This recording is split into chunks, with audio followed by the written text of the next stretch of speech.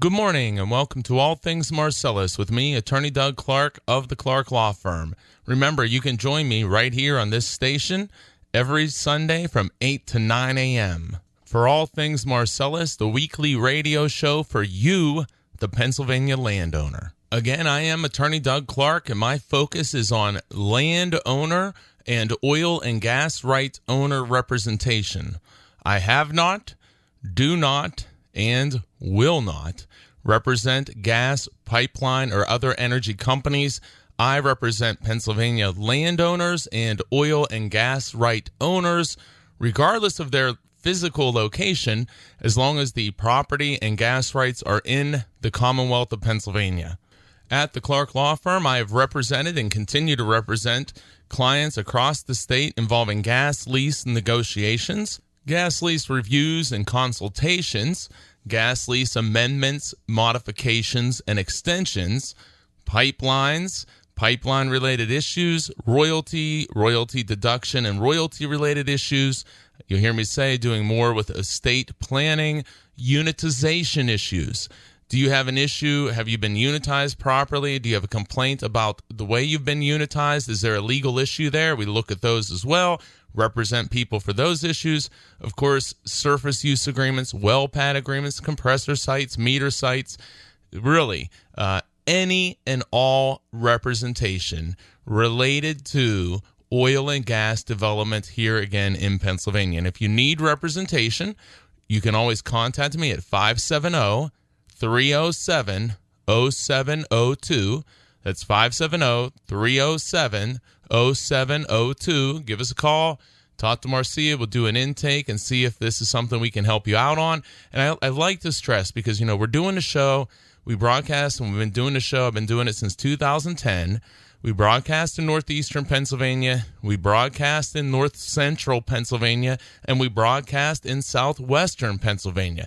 The reason why I'm doing that, multiple reasons. We want to make sure that we are getting high quality, credible information out to you, the Pennsylvania landowner, from your perspective, from the perspective that you need to hear about, not from the company's perspective, but from the landowner perspective. Also, I represent clients, again, all over the Commonwealth of Pennsylvania. Many clients have represented Greene, Washington, Armstrong, Westmoreland, Beaver, on and on, all across the western side of the state, southwestern side of the state. All, of course, Tioga, Bradford, Lycoming, we could go on and on, Potter, Elk, Susquehanna, Wyoming, I said Lycoming, but anyway, hopefully you get the idea. Wherever your property or gas rights may be located, we can help you out. So don't be afraid of the distance. Give us a call, 570-307-0702. See if we're right for you. Again, I have clients all over the place, not just who live in Pennsylvania, but live in many other areas of the country, and have represented clients and landowners who have property interest or land interest in Pennsylvania, but are resided even in different countries. So don't be afraid of the distance. Give us a buzz, 570-307-0702. Couple things now before we jump into the show. I just want to remind everybody, I'm doing this newsletter, and you can sign up and get it free. It's something that I write, and trying to do this thing at least every month. You can go to the website, scroll down to the bottom of the homepage. The website is pagasleaseattorney.com, pipelineattorney.com, two separate sites, pagasleaseattorney.com or pipelineattorney.com. Scroll down to the bottom of the first page, sign up for the newsletter. I think we're about 600 people that get the newsletter. So don't quote me in that, but I think that's where we are at about now, or where we're about at now, something like that. But anyway, you can sign up, get the newsletter, and hey, if you don't like it, you can always unsubscribe. Not a problem. We don't bother you. We're not going to solicit anything from you. We just want to make sure we're getting high quality information out to you, the Pennsylvania landowner. Real quick, I'm going to touch on it because I'll touch on it again here later on in the show. But quick reminder, I know it's a big distance for some of the people in our listening areas, but remind everybody, Wednesday, June 15th, I'm going to be doing a free landowner-only seminar. That's Wednesday, June 15th, and that's from 6 to 8 p.m. It's going to be at the Wellsboro Dean Center. It's the Dean Center located in Wellsboro, which is in Tioga County, Pennsylvania. So if you're in that area and you can make it, come check it out. Very confident, very good information there. I'll be making a presentation, taking questions and hopefully providing answers. Well, I will be providing answers.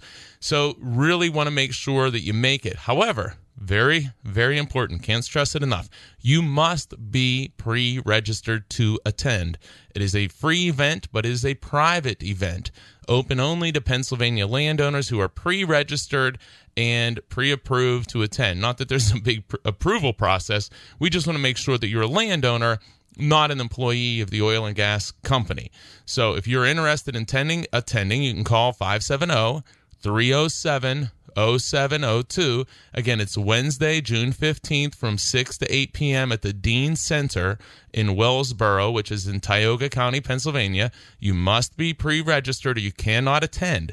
The pre-registration, again, call us 570-307-0702, or you can also shoot us an email on the website with your contact information, and we'll verify and get you signed up for the seminar Wednesday, June 15th from 6 to 8 p.m. at the Dean Center in Wellsboro, Tioga County. All right, you're listening to All Things Marcellus with me, Attorney Doug Clark of the Clark Law Firm, and we're going to jump into it. So one of the things, I guess, I get these lists. I kind of take down notes. I even shoot myself emails during the week of hot topics or items that I want to discuss on the radio show. And I'm going to tell you, this is one of those times where my list is getting pretty long. I always have a list, but sometimes it never gets real short, but sometimes it tends to balloon up, and it has been ballooning lately. I've been doing a lot of talking about gas lease extensions, modifications, and amendments. Can't stress enough. If you are considering a new gas lease, a gas lease modification, a gas lease amendment, a gas lease extension, number one, give us a call. But at least go back to pagasleaseattorney.com or pipelineattorney.com. Go check out the radio show section of the website. I have hours of recent radio shows over the last several months that are up and available at pagasleaseattorney.com, pipelineattorney.com, addressing items such as oil and gas leasing in today's market, oil and gas amendment and modification of leases, and extension requests by the company of your existing oil and gas lease. I think also the last newsletter I did was on this subject as well. Enormous subject in today's down market. Again, enormous subject in today's down market. You cannot just sign these documents. Please do not just sign these documents. Learn more, understand what's occurring, because I have seen time and time again landowners in the down market presented with what I would call substantial opportunities, but do not realize that they actually have an opportunity here. So we got to make sure we're getting the education level up, that you're understanding the options and your choices. Always, radio shows, websites, this public information is never specific advice for any particular person, but there are things that you need to be thinking about. And I'm going to tell you, the landowners, we're not thinking about things that we need to. We're not getting our own independent advice. We're listening to the landman, who, by the way, works for the oil and gas company, not you, the landowner. Since when did two people or two entities negotiating start taking advice from the other side? I don't think that happens very often. So let's not do that. Let's not do that. Whether it's me, somebody else, get your own advice from somebody who knows what they are doing.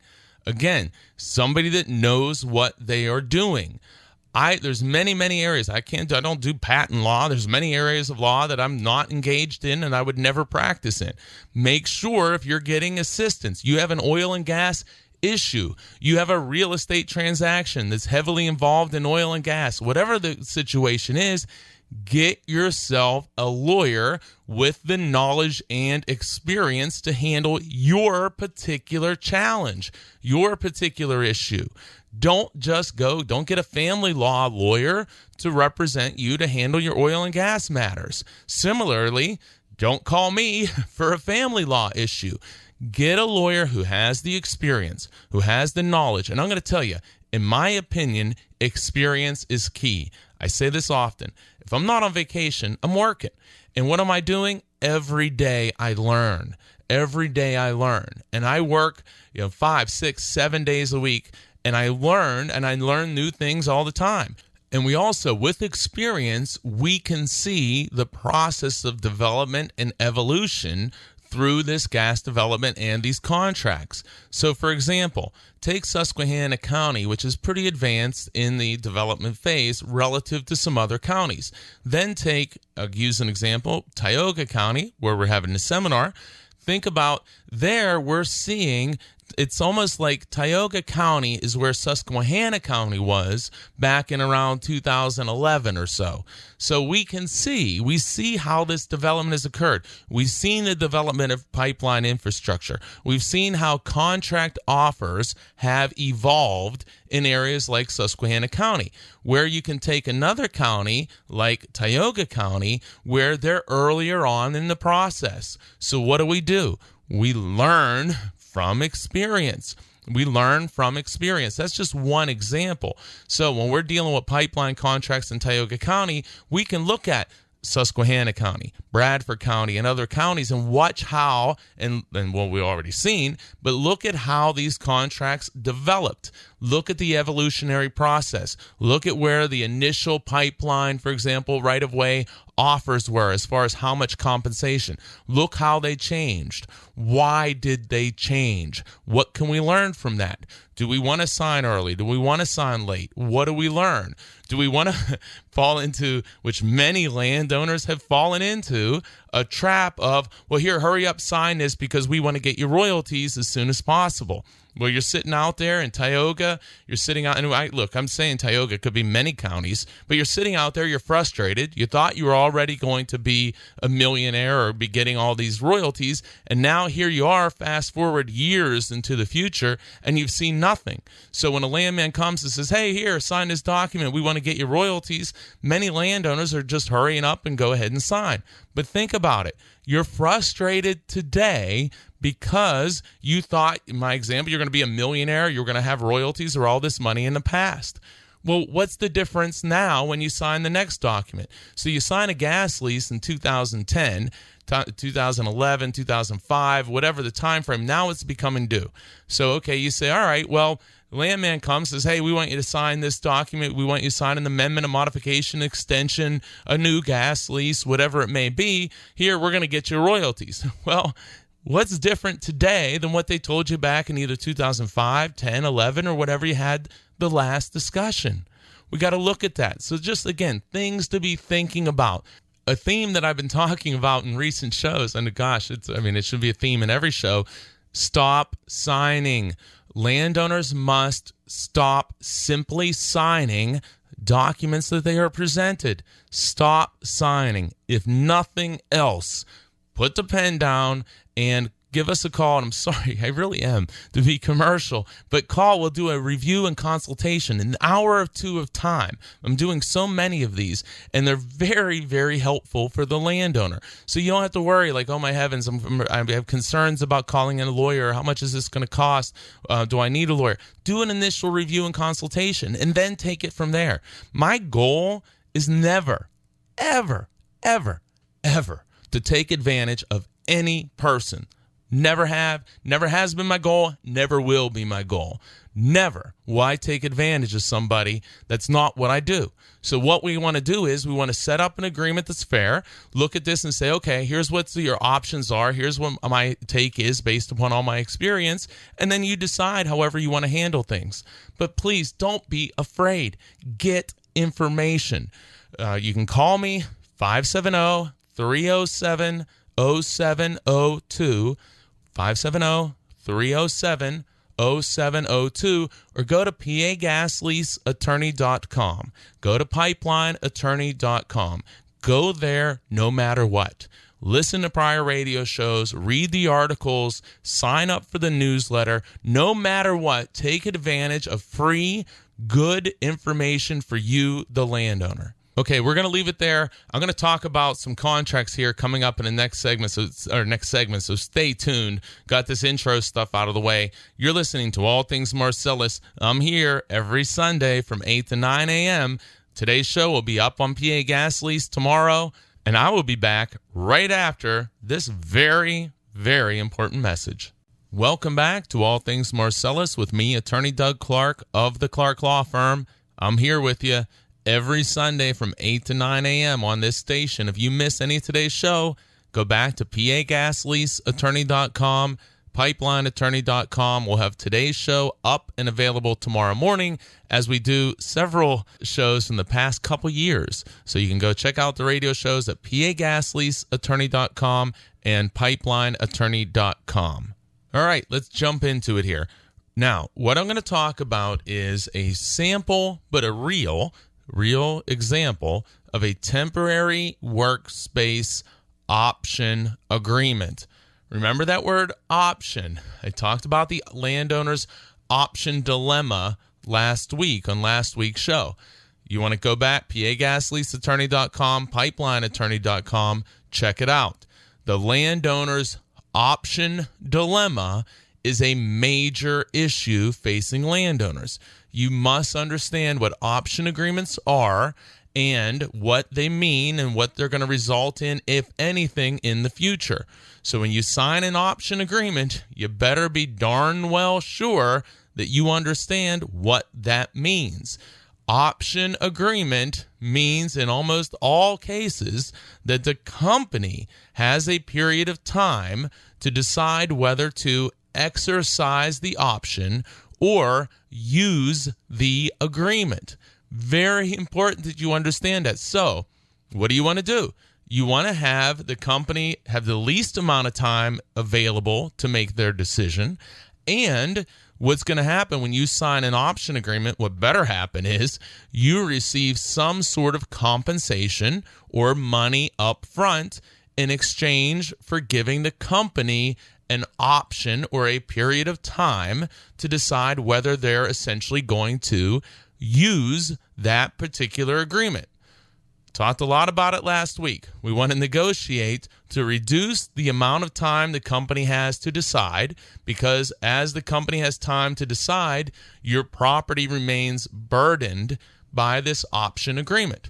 We also want to maximize the compensation that the company is going to pay you in exchange for them to have this option period, the time period to decide whether they're going to use the agreement.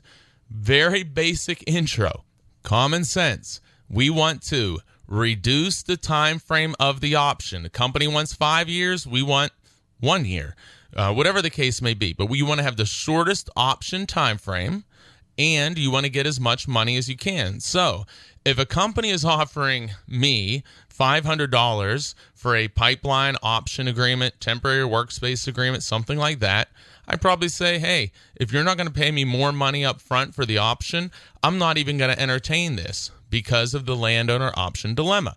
I don't want to only receive $500 that I have to pay taxes on, and you're going to present me with an agreement, an option agreement that's very company friendly, which I need to negotiate and work on, take and get good quality legal advice and potentially additional assistance. And I don't want to lose money in this deal. So if you're going to offer me $500, $600, $1,000 for the option, I'm probably not even going to look at it. So again, though, you always want to talk to somebody about it if you think it's something you want to explore. But generally speaking, my position is that option payment better be enough to cover any legal fees or expenses that you as a landowner may incur in order to review, negotiate, change, alter, edit, whatever the case may be, that option agreement that you're being offered. You need to be very, very careful about that. Low upfront payments, not good.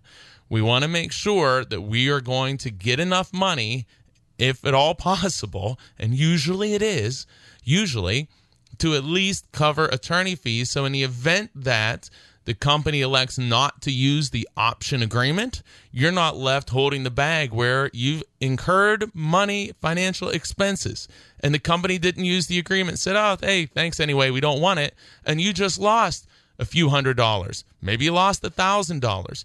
Depends on the scenario, but we want to make sure that if you're going to do an option, that if at all possible, and many times it is in most cases, that you're not going to get an option payment less than what your attorney fees may be to review, consultation, review, negotiate, whatever the case may be. Think about that.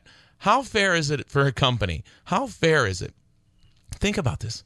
How fair is it for a company to say, we're going to give you $600, $600 for this option. Here, sign here.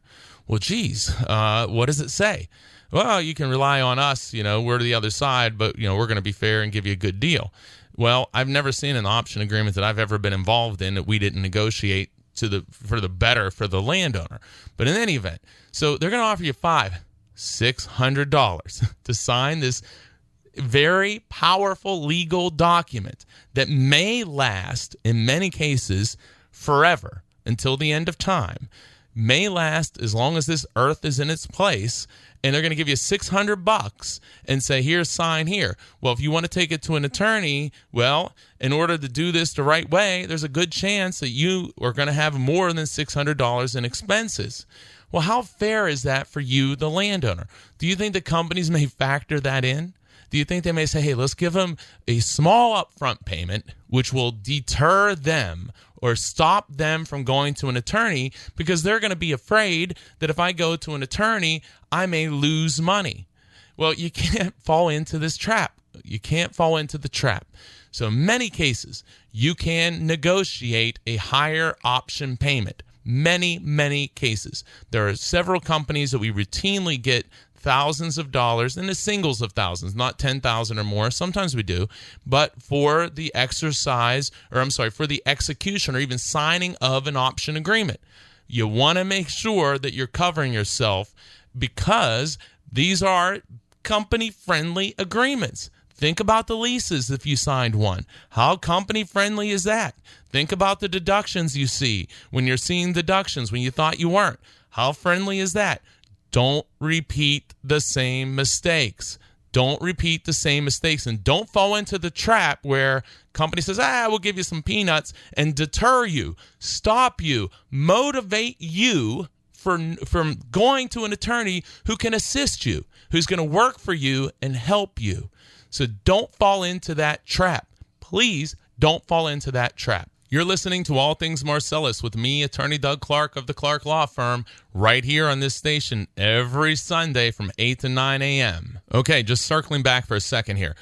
What we want to do, if you're given an option agreement with low upfront compensation, general advice, not specific advice for anyone, a couple different things you do. Number one is you may say, no, thank you, not enough money. Remember, you're going to have to pay taxes on that option payment. So $600 becomes less than that because you're going to have to pay taxes on it. Why bother dealing with it if you don't have to? Or number two, well, I'll consider this, but I want, pick a number, $2,000, $3,000, $4,000, $5,000 as an option payment. If the guys say no, then say, okay, thanks. Not really interested in this. I'm not going to fall for the landowner option dilemma where you offer me a small sum of money to sign your complicated, powerful legal document affecting my property potentially and probably for generations into the future for a small amount of money, and I'm not going to do that because that amount of money may deter me from going to see an attorney and get the advice I need. So thank you, but no thank you, because I'll tell you, again, I have in the past represented company employees, landsmen in their own private affairs with their own private properties. So if they're hiring an oil and gas attorney, what should you be doing? And again, it's not about, hey, call me. Call somebody else. Or say, hey, I'm not going to fall into the trap where you give me peanuts up front and then I don't go see an attorney and I sign your very company-friendly document. Doesn't make sense. People are doing it all the time. Demand more money up front if you're going to go any further. And finally, if if you decide, hey, look, I want to do this for whatever reason. Maybe you fall into the old sales pitch. Well, here, hurry up, sign here. We want to get your royalties. Yeah, it's a 2-year, 3-year, 4-year, 5-year option that we even decide if we're going to use it. But here, sign, hurry up, sign, because we can get your royalties quicker. Well, why do you need a 3-year option if you're going to get me royalties quicker? Which means you have 3 years to decide. Who knows then when you're going to construct it? So I need to hurry up and sign today for something that you may or may not use 3 years into the future. Okay, let's be smart about this. Let's think about all angles. Why do it? So another option is, if you think you want to, one thing that we do, and I offer this because it's been a very valuable option to people who think, hey, I want to do this. We can do a review and consultation, an hour or two of time to decide, okay, why should I be concerned about this? Why is this a good deal? Why is it a bad deal? Do I want to go forward? You'll leave that review and consultation with the tools necessary to make the best decision for you, your property, and your family. So and I'm not saying, hey, run and do that. I'm talking about if you want to pursue this, if you think you want to do this, that's a great place to start. Review consultation. Or say, hey, look, I'm just not interested. Or request higher compensation. Remember, upfront compensation. Remember, this is only general advice, but I think very good general advice. The most important specific advice is get specific advice for you and your particular circumstance. You're listening to All Things Marcellus with me, Attorney Doug Clark of the Clark Law Firm. So I want to finish this part. This is kind of the intro to this.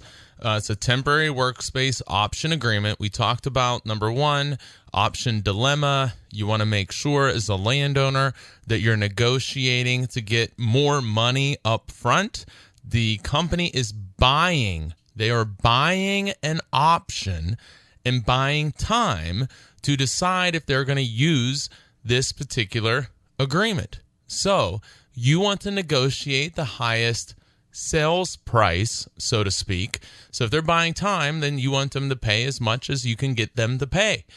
Supply and demand. They want time, and you want to negotiate the highest price for their purchase of the time to decide whether to use the agreement. Then part two, since the company is buying time and they are going to give you a certain sum of money to buy that time, well, you're going to probably want more money. And so what else are you going to try to do? Well, you want to shorten the amount of time that they are buying. In other words, if they want to buy 5 years in order to decide whether or not to exercise the option or use the agreement, well, the more time that they want to buy, it would make sense, the more money they should pay. So you want to negotiate up front to get more money for the option payment. So if it's not exercised and that agreement is not used by the company, you should have it negotiated that you keep that option payment. You want to make it as high as possible. And when they're buying time, you want to sell them, if you will, the least amount of time possible. So don't just simply agree, oh, okay, you want 5 years, here's 5 years. You want 3 years, here's 3 years. You can negotiate and work on trying to get a lower amount of time. Now, these are two simple variables. Maybe you're willing to offer or allow the company to have more time to decide whether to use the option agreement, but if you're going to do that, then maybe your asking price, the price they're going to pay you for an option payment to buy time to decide, well then, maybe that's going to cost them some more money.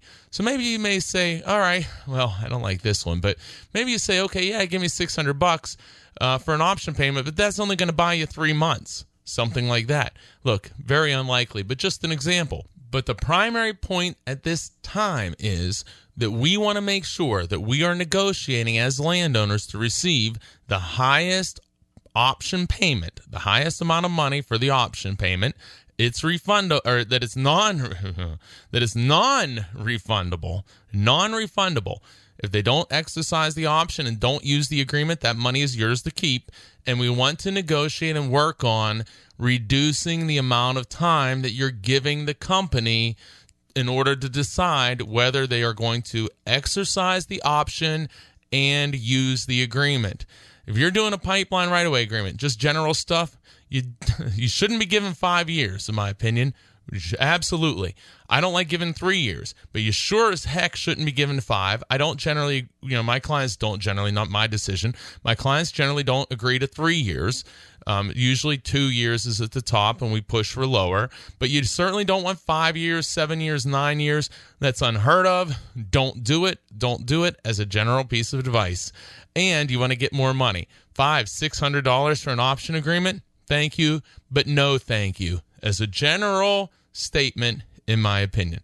Okay, when we get back, we're going to dive into the actual language of this agreement, and I think you're going to find it very interesting. You're listening to All Things Marcellus with me, Attorney Doug Clark of the Clark Law Firm. I'm here on this station every Sunday from 8 to 9 a.m., and I'll be right back after this very, very important message. Welcome back to All Things Marcellus with me, Attorney Doug Clark of the Clark Law Firm, with you on this station every Sunday from 8 to 9 a.m. So, okay, I want to jump right back into this here because I have some things I really want to cover. So, okay, I talked about that option agreement and things you need to work on. It's so important. It's fundamental, but it's so important. And as I say all the time, what I try to do is give you information as listeners that isn't just related to whatever that particular contract may be, but it overlaps many other contracts. And what I mean there is option agreements. I've done compressor station option agreements, of course, pipelines, roadways, workspace, meter site, surface use agreements as options, many different types of option agreements.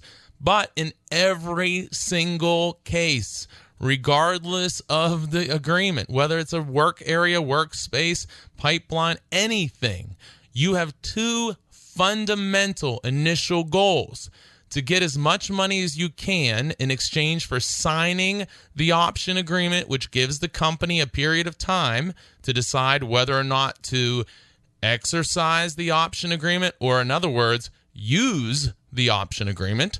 And we, number two, want to limit the amount of time that we give the company in order to decide whether they're going to use or exercise their rights under the option agreement.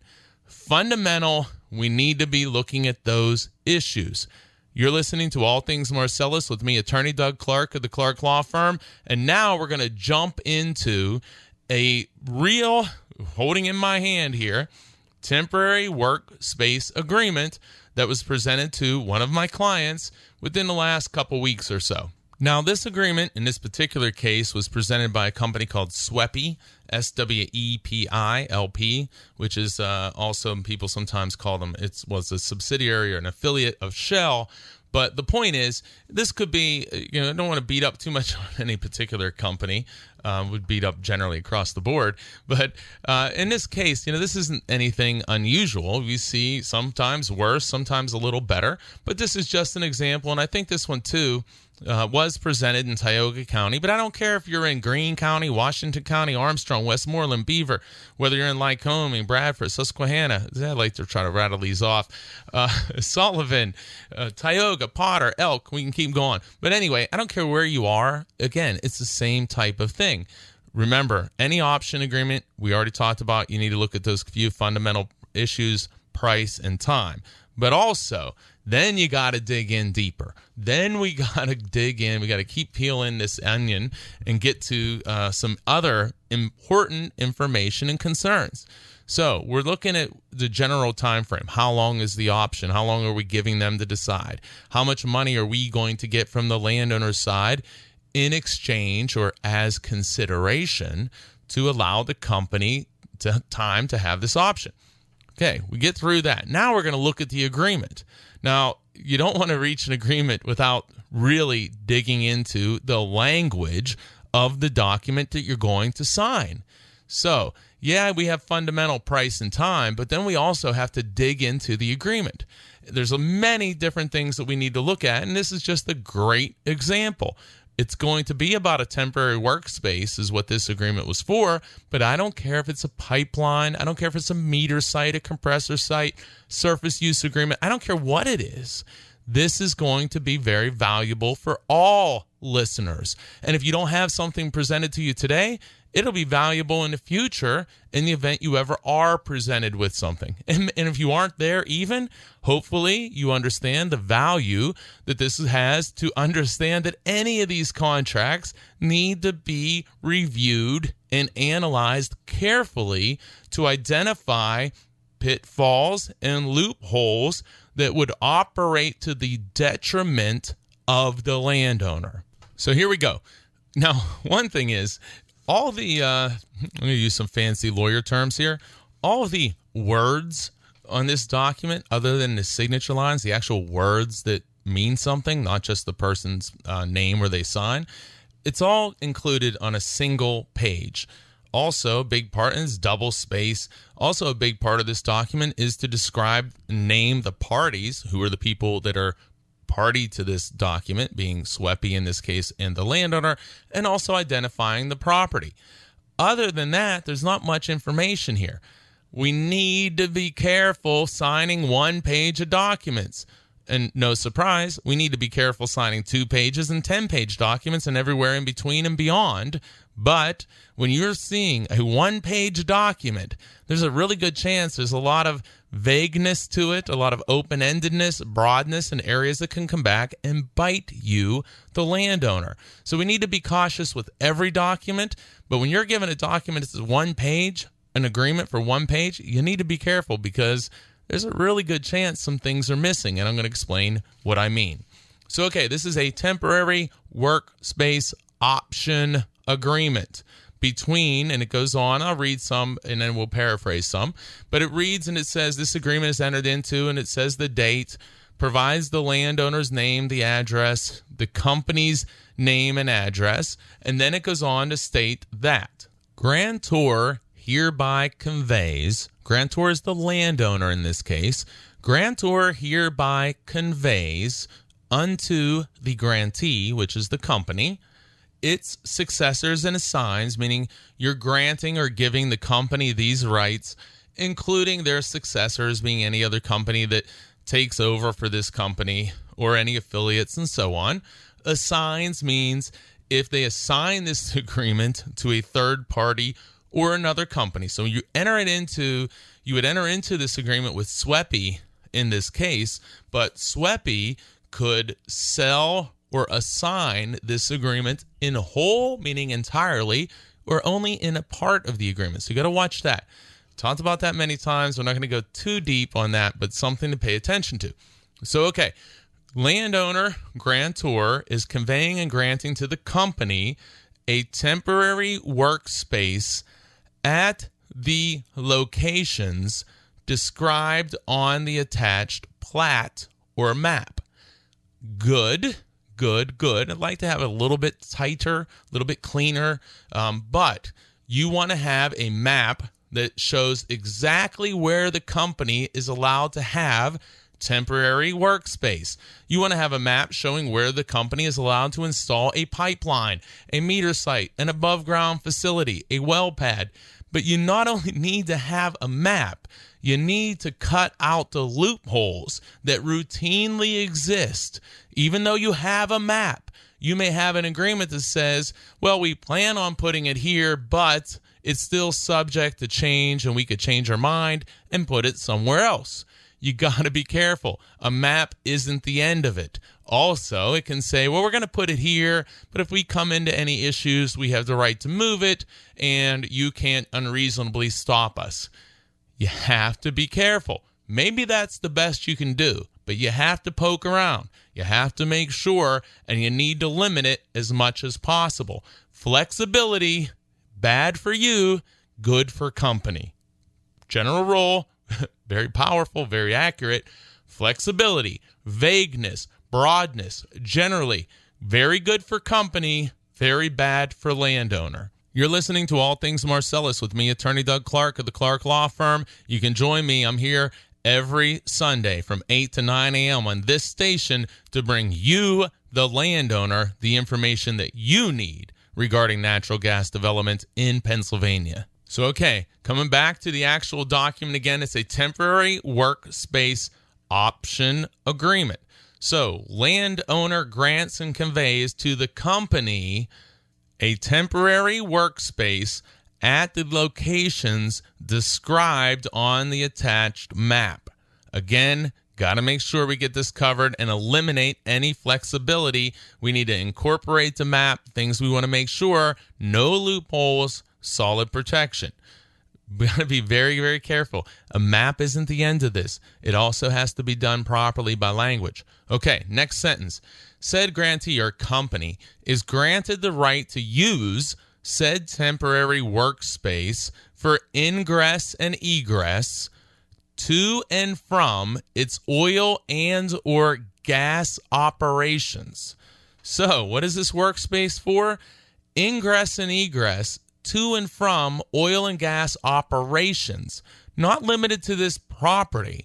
Just talking about this company, in this case Sweppy, their operations. Their operations are going to be over a very large area. So we need to make sure, if you're going to ever agree to this, that they can only operate in this area, that this is an area that you agree on. But something that jumps out to me in seeing these agreements all the time is that this is an agreement for workspace ingress and egress from oil and gas operations. There are no limitations, not on this property. And as we go through, you'll find out there's no limitations at all. There's no limitations saying when this thing ends. So you be granting a workspace. That workspace is for this company's oil and gas operations. You may think, oh, they're only being my property for a little bit.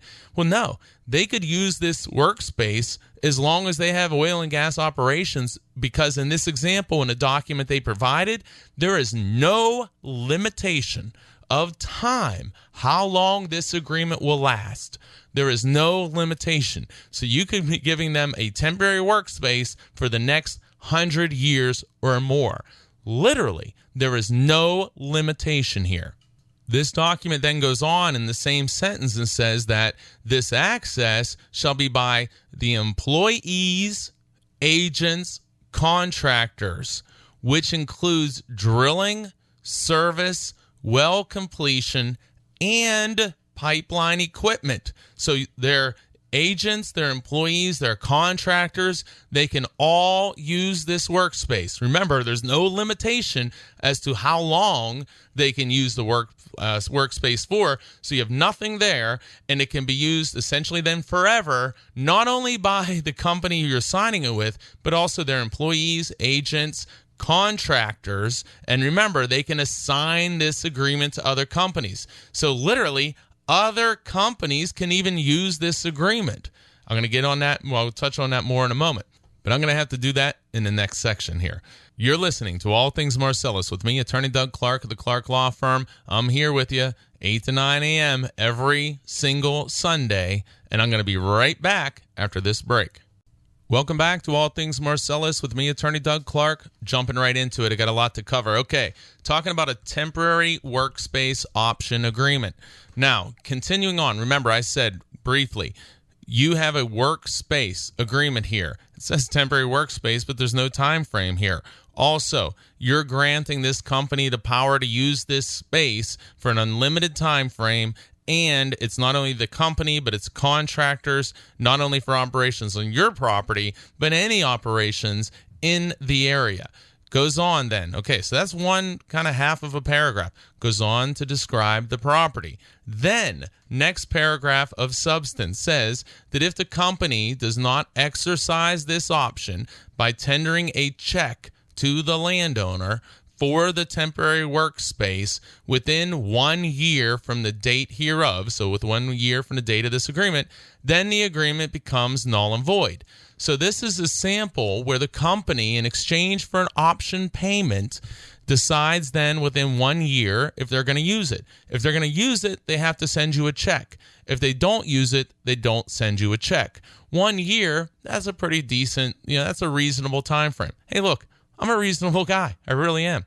And that's the way I live my life. And a 1 year time frame, hey, that's reasonable. We don't need to object to something like that in this type of case. If they want 2 years, that's not a reasonable request. 1 year is. So then the next paragraph is that if they do want to use it, if they do elect to exercise this option agreement, then they have to send the payment, and that payment in this case is $800 per acre for temporary workspace.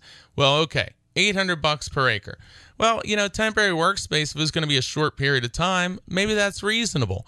Maybe it's reasonable. Maybe. I've certainly had clients that have obtained much higher compensation or consideration for a temporary workspace.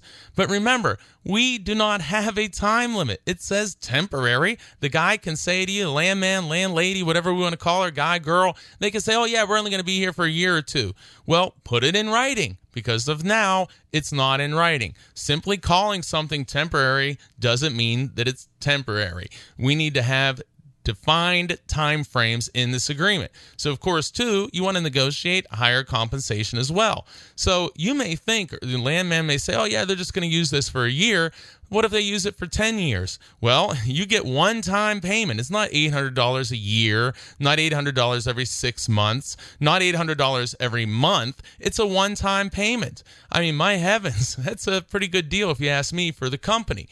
So remember, too, that this company can assign it to other companies. They can let other people use it, contractors, things like that. So they may want to keep it active a lot longer than what you may think, and you have no protection in this document. You're listening to All Things Marcellus with me, Attorney Doug Clark of the Clark Law Firm. Okay. Next sentence says the covenants and obligations of this agreement are binding to the parties, their successors, and assigns. Again, so that means that if you go to sell the property, this contract stays in effect. If you pass away and you will it to your children, this stays in effect, and so on. Last sentence of substance. I mean, this is it. Last sentence of substance here. And the rights and easements herein granted, so again, they can be conveyed or assigned and passed on. So the rights and easements herein granted may be leased or assigned together or separately in whole or in part. All right, what are we saying here? Well, these rights that you're given to the gas company, they can lease this space to other companies. They can say to another gas company, pipeline company, whomever, hey, we got this great deal. We have this area of workspace. Use it all you want. We're going to charge you $800 a month. Maybe they charge them $1,000 a month. Well, you, the landowner, you don't get that money. You get a one-time payment of $800, and you don't have a limitation of time frame in this agreement. There are so many things that you can do with this type of agreement. When we do workspaces, we have a deadline of limitation. We have, maybe we renegotiate where, well, okay, if you're going to make it go longer, you're going to have it go longer. Then you're going to have to pay again next year a certain sum. And then maybe we say you can have it, I don't like to use these examples, but let's say we'll give it to you $1,500 an acre for 1 year. Second year, if you want to do it, it's a new negotiation. Or second year, it's double the price. Or it goes up by $500 an acre, whatever the case may be. But you got to address this stuff. This is written extremely one-sided. And by the way, ladies and gentlemen, that's the end of this agreement. Then is the signature page. So let me tell you a few things that you're missing. What happens if, God forbid, somebody is hurt, killed, injured, whatever the case may be, in this area of workspace? You have equipment stored there. You have pipeline equipment. You have machinery. You get a kid. Somebody goes up there. Somebody gets hurt. Well, there's going to be a lawsuit. Who are they going to sue? They're going to sue every company they can, and they're going to sue you, the landowner. You're going to end up getting sued if there's an incident there, in my opinion.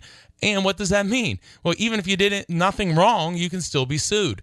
You have no liability or indemnification protection in this agreement. None at all. And even if you had some protection, you got to make sure it's the protection that you need in your case. But here, you have nothing. That alone, in my opinion, disqualifies this agreement from your signature. Don't sign an agreement where you're not protected. Pretty darned elementary there. But if you just read this and you think, oh, okay, this is normal, sign. Well, God forbid, nothing's a problem. Remember, I say it all the time. My kids were listening. I know they're not. Nothing is a problem until it's a problem. So if you don't have liability protection and nothing occurs, hey, not a problem. You don't have liability protection, and God forbid a little child or multiple children are up there playing, somebody gets hurt, now you have a problem. And we need to avoid that problem, and it's an easy fix. Also, how long is this going to be? I beat that horse to death. There's no length in here. Also, in my opinion, not enough money. Not enough money. We need to make sure that this map is better defined. We want to make sure you're covered there. How is this going to be reclaimed? How is it going to be returned? Is it going to go back to the same condition? Will they be leveling it out, flattening it out? Is it going to be gravel? Is it going to be a cemented area? Would you want it to be returned to you in the same condition, maybe in a different condition? All kinds of things there. There are many, many issues here. Are you going to get paid for timber? Is there going to be any timber there? What about crops? What if you use this area for growing crops? What about next year? Remember, this thing could be here for 50 years. You just lost, say you had 2 or 3 acres. You lost that for the next 50 years. You got to protect yourself. How about this one? Are there going to be buildings there? Are they going to construct a building? Is anyone going to live there? Is that possible? We got to watch out for that. Here's a big one too. Taxes. Taxes, taxes, taxes. Clean and green. Are you protected? You get $800 an acre. What if you then get a notice from the county saying, hey, we've taken you out of clean and green because this area of your property, this 2-3 acres is being used for commercial activity, oil and gas operations. That's now removed from clean and green. You owe us back taxes, penalties. And in the future, as long as this is occurring this way, you're going to continue to have higher taxes for this area. You could, honestly, have more taxes over time, and it may not take that long, by signing this agreement than if you didn't sign it. That's amazing. You got to protect yourself, guys. You have to protect yourself. Because I tell you, the company is not there to protect you. The landman who works for the company is not there to protect you. That's okay. That's their job. We recognize that. We understand that. We need to protect ourselves. I'm telling you, I could go on and on with other problems. This document has so much ambiguity. There's so much left out of here. But it's called, let's just go, talk about it. It's called a temporary workspace agreement, but there's nothing in the document that limits how long this agreement lasts. So your definition of temporary and a company's definition of temporary may be considerably different. Like I say, I could talk, I'm coming up against it. I could talk a lot about this agreement and many different problems. But I want to say again, just touch on, because I went through that quickly. You could get clean and green tax consequences as a result of this agreement that completely and totally eats up all the money that you've received, and you may have ongoing additional tax consequences. So say you got $3,000 for this agreement. Well, within a couple years, and maybe even sooner, maybe 5 years, don't know, it depends on a lot of variables, but that money, remember you pay taxes on that money also. So that money's gone, and now you have property that may be out of clean and green that used to be in, and by signing this agreement, it costs you money every year. Oh, and you have this big ugly pipeline pile and all this other equipment on your property, and it's not what you ever thought it to be. And had you had a conversation, a call, spend an hour, 2 at the tops, have a review consult, you eliminate all those issues. So again, I'll just put it out there. You can always call me, any of these, 570-307-0702. Stop signing.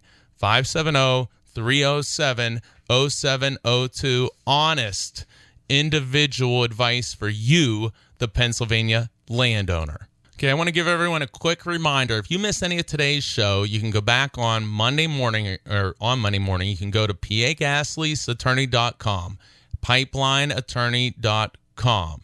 Check out the websites. You can review this show and many other shows. I've been doing the show since 2010, so you can go back and listen to today's show and many other shows. Use it as a resource, whether you need representation or not. Use it as a resource. It's free. It's there. Sign up for the newsletter on pagasleaseattorney.com, the homepage. Scroll down. Sign up. We send it out once a month, roughly, and you can always unsubscribe. We don't bother you. We don't solicit. We don't need to. We don't want to. We wouldn't do it anyway. So check out that as well, pagasleaseattorney.com, pipelineattorney.com. If you have a pipeline, look at pipelineattorney.com. So I'm going to leave you with this. I know it's a distance for a lot of our northeastern Pennsylvania people, but I am doing a free seminar on Wednesday, June 15, that's 2016, from 6 to 8 p.m. at the Dean Center in downtown Wellsboro, which is in Tioga County. That's Wednesday, June 15th, from 6 to 8 p.m. in Wellsboro, Tioga County. It's at the Dean Center. It is free, and it's only open to landowners and people who do not work for oil, gas, pipeline company, or land service companies. It's very important. You have to pre-register, or unfortunately, you cannot attend. And I apologize, but we really want to make sure that we're having a very productive environment for our Pennsylvania gas right holders. So you must be pre-registered. We have a list. If you're not on it, I'm sorry, but you will not be able to attend. It's free. We just want to make sure we're getting a good group that we can have great discussion with. You can pre-register by calling 570-307-0702. 570-307-0702. All right, that's it for the day. But remember, stop signing, and the landman works for the company, not you, the landowner. Have a great week, everyone.